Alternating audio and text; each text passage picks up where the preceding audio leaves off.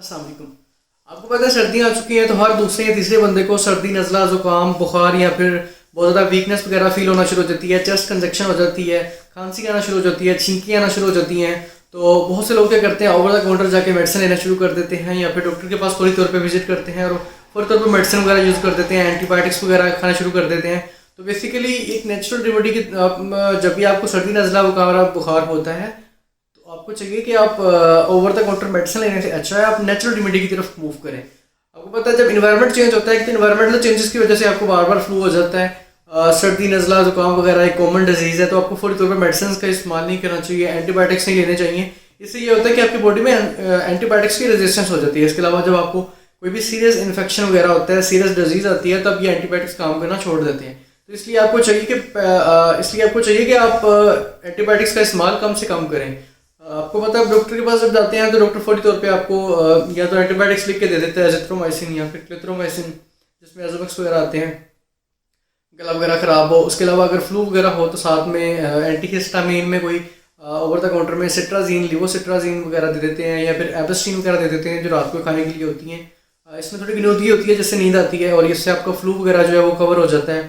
उसके अलावा अगर आपको खांसी बार बार आ रही हो तो साथ में या फिर कोई कफ सिरप दे देते हैं या फिर कोई स्टीरॉइड वगैरह दे देते हैं, बेटिसोल, बीटामेथासोन वगैरह यूज़ करने के लिए। अगर आपको फीवर है तो साथ में पैराडोल 3 टाइम लिख के दे देते हैं, सुबह दोपहर शाम आप पैराडोल को यूज़ करें। बट क्या है कि आपको अगर आप मेडिसिन पर इंसार करते हैं तो ये कि फिर आहिस्ता आहिस्ता मेडिसिन असर करना बंद कर देती है। इसलिए अगर आपको जो फ्लू वगैरह होता है तो फौरी तौर पर मेडिसिन ना खाएँ। आप कोशिश करें कि आप नेचुरल रेमेडी की तरफ जाएँ, जैसे दालचीनी, सिनामन जो आता है ना, इसका कहवा वो वगैरह यूज़ करें। इसके अलावा या फिर आप जिंजर वाटर जो होता है ना वो यूज़ करें, अक्सर घरों में बहुत मशहूर होता है। जिंजर लेना है, उसका पानी बनाना है, उसके अंदर आधा लीमू ऐड करना है और 1 चम्मच आपने हनी का ऐड करना है। ये बहुत ज़्यादा इफेक्टिव है, ये नेचुरल रेमेडी है और इससे ये कि आपको नुकसान भी नहीं होगा। आप जितना मर्जी यूज़ करो, हर दूसरे या तीसरे दिन भी यूज़ करोगे तो नेचुरल चीज़ है, नेचुरल चीज़ के कोई भी साइड इफेक्ट्स नहीं होते। इंस्टेड ऑफ कि अगर आप कोई भी एंटीबायोटिक, स्टीरॉइड्स वगैरह लेते हो या फिर एंटी एलर्जिक मेडिसिन वगैरह लेते हो, ये बाद में आपको नुकसान देती हैं।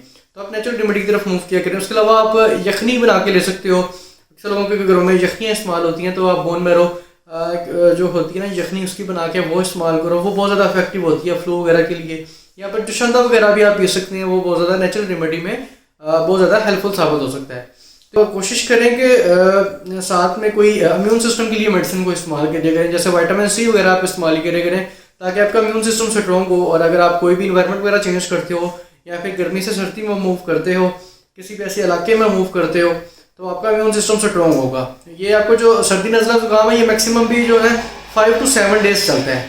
5 से 7 के दिन बाद खुद ब खुद ठीक हो जाता है, क्योंकि हमारे बॉडी के अंदर जो इम्यून सिस्टम है वो स्पोरन पार्टिकल के अगेंस्ट फाइट करता है और हमें उससे क्योर कर देता है। हो सकता है। इस वीडियो में इतना ही, कोई मुलाकात होगी नेक्स्ट वीडियो में, तब तक इजाज़त दीजिए।